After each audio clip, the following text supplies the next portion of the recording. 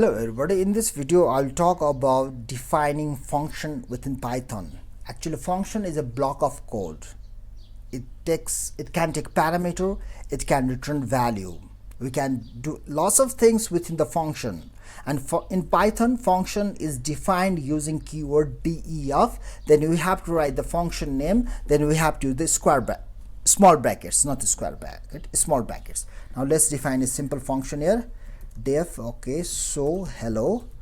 Now we are not passing anything.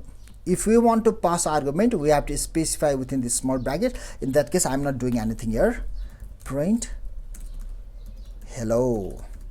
Now let's call this. Once the function is defined, it has to be called to execute. Until and unless function is called, it will not be executed. So hello is the name. Now in this way we can call the function. We have to write the function name and the brackets. Okay, here no parameter required. Now let's run this. Now we can see the hello. We can call this hello any number of times. Save this, run this. We will see three times. Hello is written 3 times. Okay, now let's define some more functions. Def add nums x comma y. Print sum comma x plus y. Okay, add nums 22 comma 30. Okay, 3. Now this function add nums takes 2 arguments, and we have to provide integer here because we are doing arithmetic operations. Okay, so 22 will be assigned to x, 3 will be assigned to y, and 22 plus 3 that will add it, and we can see the sum here. Okay, now let's save this. Now let's run this. We can see the 25 is here. Okay, we can pass the argument, we can return. Let's have another. Okay, check num. Let's have x. If x modulus 2 is equal to 0, then return even, else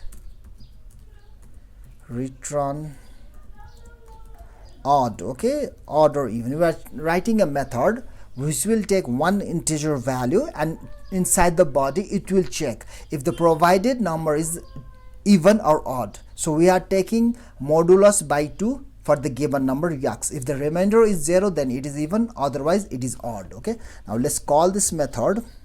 Okay, within the print I will call, okay, check num, as this returns the value. So I'm using this check method within the print. Or what else I can do is I can assign this value to some variable. Okay, so val is equal to check num. Okay, 33. I can display the value here.